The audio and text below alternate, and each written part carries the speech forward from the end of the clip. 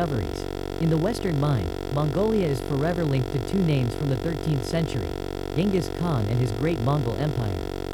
An empire that stretched from the Mediterranean to the Pacific, forged by a reputation for ruthless conquest that echoes through history. But the Mongolia of today tells a different story. This is a land where, for centuries, survival itself has been a triumph against a brutally harsh environment.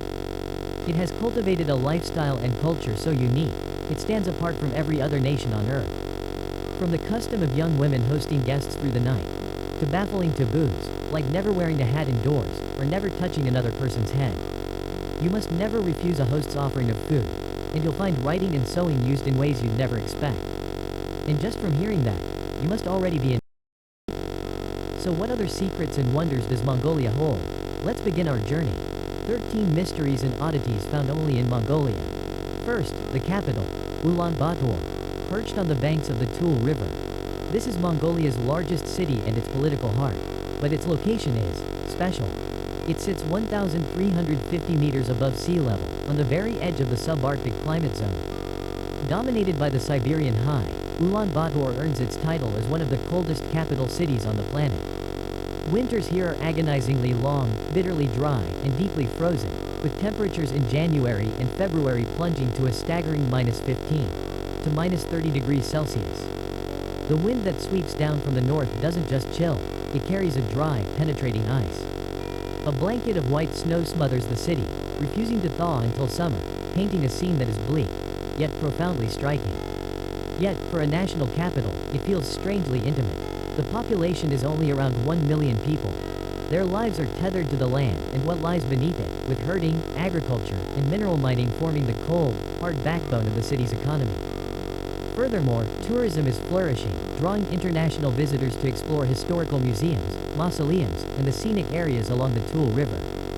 This growing interest allows travelers to immerse themselves in the unique life and enduring culture of the Mongolian people. So, we can say that Ulaanbaatar, with its dramatic terrain and ancient culture, is an essential and mysterious stop on any Asian itinerary. But a word of warning: if you plan to go, you must prepare. Pack the warmest clothes, hats, and boots you can find. The secrets of traditional horseback archery. On the vast Mongolian steppe, the passing of equestrian and archery skills from father to son is a sacred, centuries-old tradition. From as young as 5, boys are taught a unique technique: to hold the reins in one hand and use small stirrups for control, a method of riding that is fluid, efficient, and utterly alien to the West. This stands in stark contrast to European styles, where riders typically use both hands on the reins. But the mystery deepens. The Mongols did not give their horses personal names.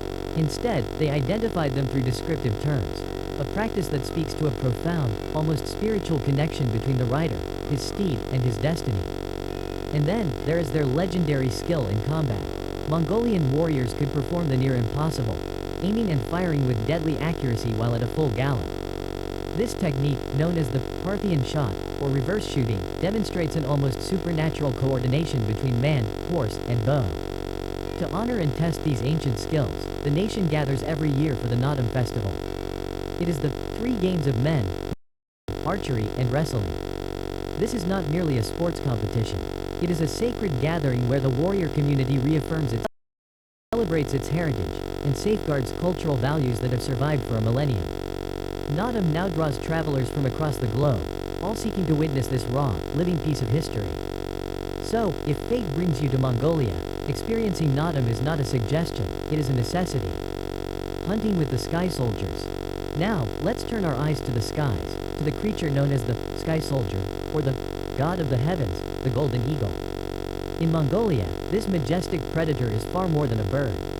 For the Kazakh people, it is a timeless symbol of the hunt and an irreplaceable thread in the fabric of their cultural identity. For over 4,000 years, humans have forged a pact with these eagles, training them to become the most loyal and formidable hunting companions imaginable. This bond is one of the world's oldest and most mysterious partnerships. The golden eagle typically makes its home in the Altai Mountains, a vast and untamed wilderness, where human noise can cause them immense stress, even jeopardizing their health. Hunters hold a profound belief. These majestic birds form a fierce loyalty to their masters, willing to lay down their lives in their defense. The hunt begins in winter. Hunters create a disturbance, flushing prey from rocky dens and into the open sky. Where the eagle plummets from its perch in a silent, lethal dive to secure the catch near its handler. This practice of eagle hunting has evolved beyond survival, becoming a sacred cultural tradition passed through generations. Yet, in the modern day, a shift has occurred. Only an estimated 60% of these partnerships engage in true hunting. The remainder now perform for spectators, their ancient art preserved as a demonstration for curious travelers. The golden eagle is far more than a mere tool for the chase. It stands as a powerful symbol of raw strength and a deep, spiritual bond between humanity and the unforgiving wilds of the Altai. It is, without question, an indispensable thread in the unique cultural fabric of Mongolia. A land where beasts outnumber men. Here, the balance of life tips in favor of the wild. The animal population dwarfs the human one. Dominating this landscape are two iconic creatures, the horse and the reindeer, both utterly vital to survival and identity. The scale is staggering. Horses outnumber people 13 to 1, a testament to their colossal role in both economy and soul. Their story began nearly 3 millennia ago with domestication, weaving them inextricably into the daily tapestry of Mongolian life. Among them, the Przewalski horse holds a special place, a national symbol. It is the world's last truly wild horse, a rare and precious relic. But their significance transcends the practical. The horse is the very heartbeat of Mongolian culture. They are bred for resilience, hardened to endure the land's brutal extremes. A land of shocking contrasts, where summer heat can scorch at 29 degrees Celsius and winter's grip plunges the mercury to a deadly -30 degrees Celsius. This legendary toughness and endurance allowed the Mongolian people to not only survive the brutal climate, but to master it, using these horses for everything from migration and transport to the very art of the hunt. So you see, horses and livestock are more than just resources. They are a living, breathing symbol of Mongolian life and resilience, woven into the very fabric of their 1,000-year history. Never touch another's head or hat. In Mongolia, the sanctity of the head is paramount, a cornerstone of their social and cultural ethics. The head is revered as the most sacred part of the body. Because of this, you must never touch another person's head, especially a man's, and his hat is considered an extension of that sanctity. In stark contrast, the feet are seen as the lowliest part. To rest your feet on a table or in a public space is viewed as profoundly uncivilized and disrespectful. If your foot should accidentally brush against someone, or your hand graze their head, Mongolians place immense importance on immediately offering a sincere handshake and apology. But this is far more than mere etiquette. It reflects a deep, ancestral reverence, a respect for the individual spirit and for tradition itself. It demonstrates a profound sensitivity to ethical values and mutual respect in every interaction. Therefore, when you step into the Mongolian community, adhering to these principles isn't just polite. It is essential to preserving dignity and fostering genuine connection between all people. To maintain relationships and respect for dignity between everyone.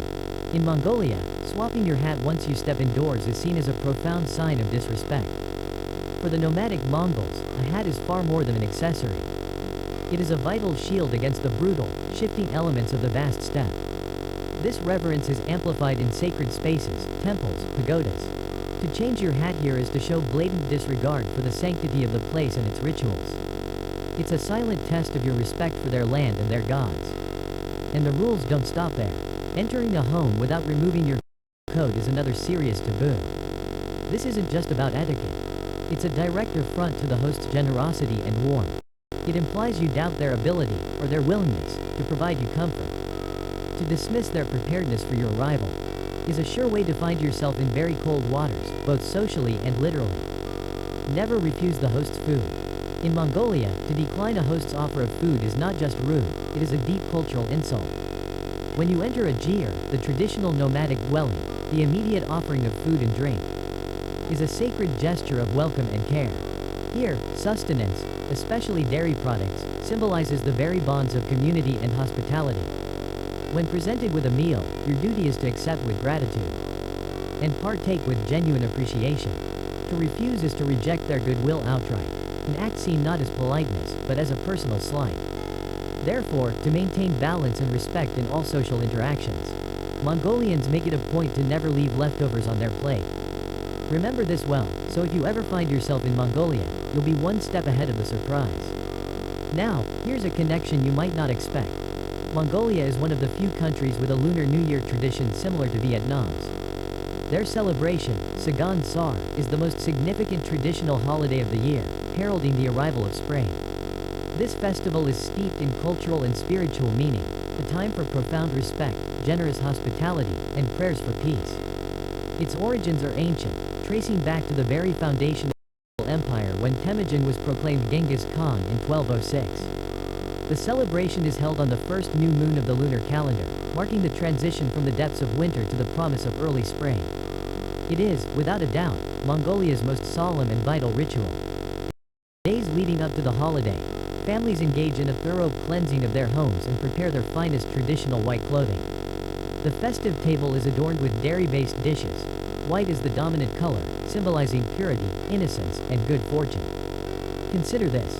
Sagan Sar was once banned, only to be revived as an official national ceremony in 1988. This day is the ultimate family reunion, a cherished time to share joy and usher in the new year together.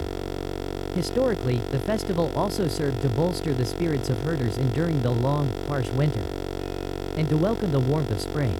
During the holiday, families perform sacred rituals and share a ceremonial meal. The first taste of the new year is traditionally a white rice porridge, embodying peace and prosperity. Sagan Sar is more than just a celebration of tradition and family bonds. A profound symbol of reverence and gratitude towards ancestors. It is a ritual that honors the past while nurturing hope for the future of the Mongolian people. Fong Tung's marriage, however, was met with ill tidings. In Mongolia, a wedding is not merely a union of two people. It is a sacred covenant between families and a cornerstone of national culture. Every ritual is steeped in ancient tradition and profound spirituality. The traditional Mongolian wedding unfolds through four critical and demanding stages. The first precept, the ritual of the vow. When a young man's heart is set on a maiden, he does not approach her directly. Instead, he sends a matchmaker bearing a carefully wrapped gift, tea leaves and a horse's ankle bone, bundled in a white handkerchief. This is no ordinary present. It is a potent symbol of harmony, sustenance, and future prosperity. Its acceptance by the girl's family is the first, silent, yes. With that consent secured, the groom presents the formal marriage gifts, a traditional ceremonial scarf, milk, and dried sugar. The proposal is now official. The second precept, the trial of strength. When the groom and his family arrive to claim the bride, they are welcomed as honored guests amidst celebration, song, and dance. But the welcome is a prelude to a test. A representative from the bride's side leads the groom not to his beloved, but to a challenge. Before him, the bridesmaids place a fully cooked sheet between two stout bars of willow or iron. His task? To break the bars with his bare hands and claim the meat. Success proves his worth and mettle. Failure brings not just disappointment, but public ridicule, making him the laughingstock of the wedding party. Otherwise, the bridegroom will lose face and become the butt of jokes among the bridesmaids. The next ritual is a frantic race to the groom's house. On the wedding day, a high-stakes competition erupts between the families to be the first to arrive at the groom's home for the ceremony. To secure victory, the bride's party will seize the groom's horse, whipping its flanks to spur it into a runaway gallop, deliberately delaying the groom's return. Anticipating this trickery, the groom may have prepared a cunning countermeasure, a lavish banquet set up near his home. When the bride's family stumbles upon this feast, they are compelled to stop and partake, buying the groom precious time to dash home and claim victory. And finally, we arrive at the official wedding ceremony itself. Upon the bride's arrival at the groom's house, the couple performs a solemn rite. Together, they kill a chicken, searching its liver for crucial omens of future fortune. Next, they partake in a binding engagement ritual. A cup of wine, its rim smeared with butter, is placed before them. The bride will drink a portion from her own cup, then sip from the groom's. The groom, in turn, will drink from his cup, then from the bride's. With the ceremony concluded, the newlyweds then welcome the matchmaker and their guests. Family from both sides, along with all attendees, celebrate with drink, sharing in the joy through song and dance that lasts deep into the night. It seems like the path to matrimony here is fraught with intricate and complex negotiations, doesn't it? But this, above all, is a defining feature of their cultural identity. It is far more than mere ritual.